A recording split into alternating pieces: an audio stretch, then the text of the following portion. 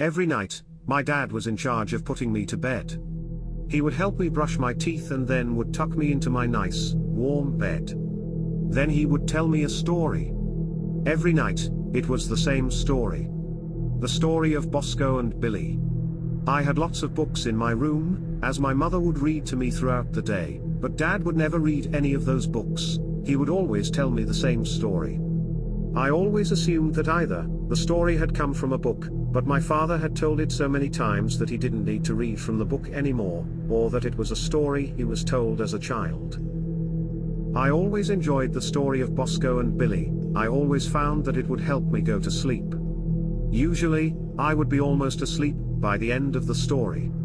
I slowly learned all of the words to the story and would sometimes recite it along with my dad. For some reason, probably because I heard it every night for years, the story stuck with me, and even to this day, I still remember all of the words to the story. The story, in its entirety, is as follows. Billy the bear was an ordinary bear with an ordinary life.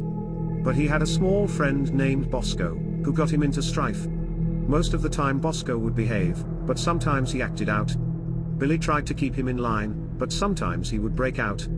Like, one time Bosco was hungry and decided he would steal food. Billy tried to stop him and explained to Bosco that stealing is rude. But Bosco didn't listen. He stole the food anyway. And took it to his secret spot and hid it away. Bosco took the food to the large oak tree that was in the woods. There he stuffed the food inside, and that's where he hid his goods.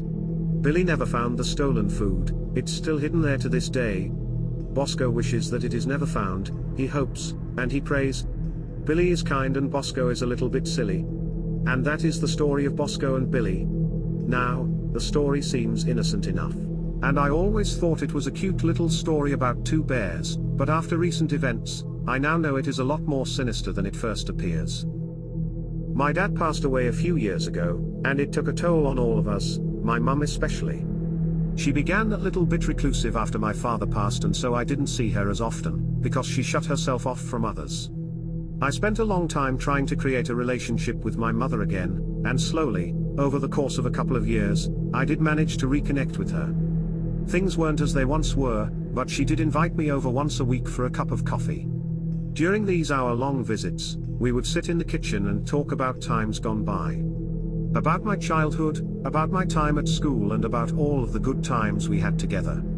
The one subject that didn't come up, however, was my father. I think the pain was still too raw for my mum to talk about him. On one of my weekly visits, though, I thought that I would try and mention my father, as I felt that it might do Mum some good to talk about him. I decided to mention the story that he would tell me every night. Do you remember that story Dad used to tell me before bed, the story of Billy and Bosco? I hesitantly asked, not knowing how Mum would react to the mention of her late husband.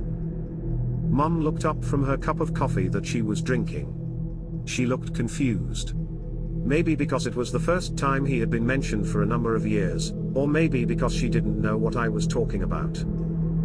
No, I don't remember that story, she replied. You had a lot of books, so I can't remember all of them. I was a bit surprised by this. Dad told it to me every night, so I would have thought that she would remember it.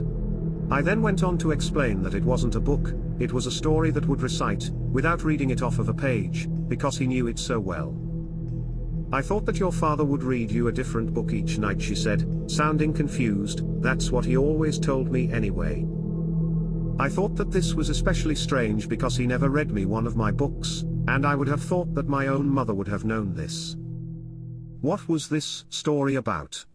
She asked me. It was about two bears, one named Billy and one named Bosco.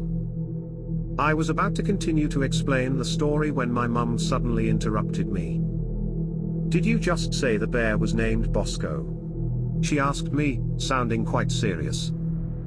Yeah, that's right. His name was Bosco, I replied. That's strange, Mum said. She had a look on her face that looked like she was trying to remember something. Your father used to tell me about a friend that he used to have named Bosco, Mum continued. He used to say that Bosco would get him in a lot of trouble when he was younger. I never met this Bosco, which your dad said was a good thing. He also said that he only met up with Bosco only once or twice after we met, and then your father told me that he was no longer going to see Bosco. He said that he finally got rid of him. I was always curious as to who he was. I have never seen any photos of him, or any evidence that he existed, now that I think about it. So, it is strange that he told you a story that contained a character with the name Bosco. Mum stopped talking for a second and I didn't know how to respond. She then looked at me and asked, "Do you remember this story? Can you tell it to me?" I recited the entire story to her.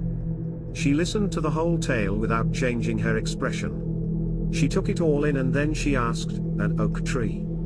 Are you sure that Bosco hid the food in an old oak tree in the woods?" "Yeah, it was definitely an old oak tree."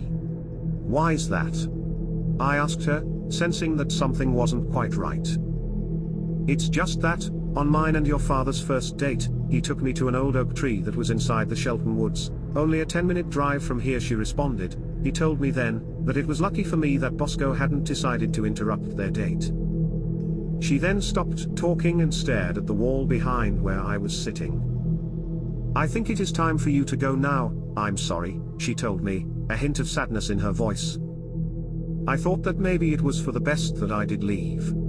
I got up and gave her a small hug, which she didn't even seem to notice. Then I collected my things and headed out the front door.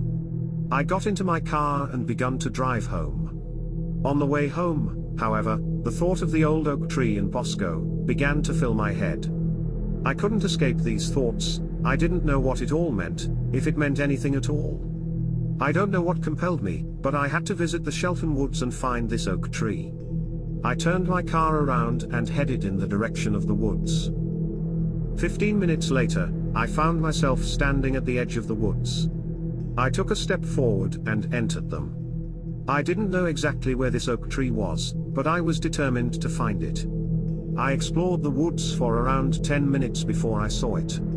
Standing in front of me was a huge oak tree, its branches extending high up into the sky. I walked over to the base of the tree. A sense of fear started to overcome me. Something didn't feel right. It felt like something terrible had happened here. I looked down at the ground, at the base of the tree, and I saw that the dirt there looked slightly different than the rest of the dirt in the woods. I don't know why I did this, but I bent down and began to dig in this dirt. The police say that if I hadn't started digging, then they probably never would have found them. There were 4 bodies in total. All young women around the age of 24. All of them had been dead for over 30 years. It was undeniable, they were all murdered and buried under this tree. The DNA testing was also clear. My father was responsible for the killings. Somehow, he managed to keep all of this hidden for many years.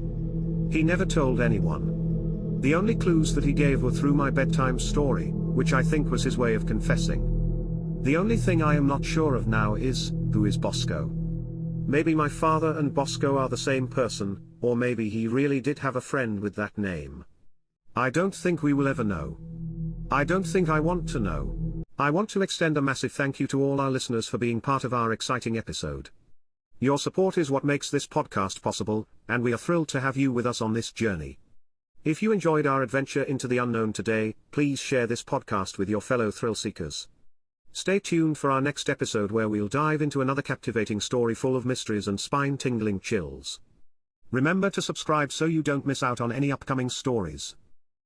Until next time, keep your eyes open, your hearts brave, and your lights on.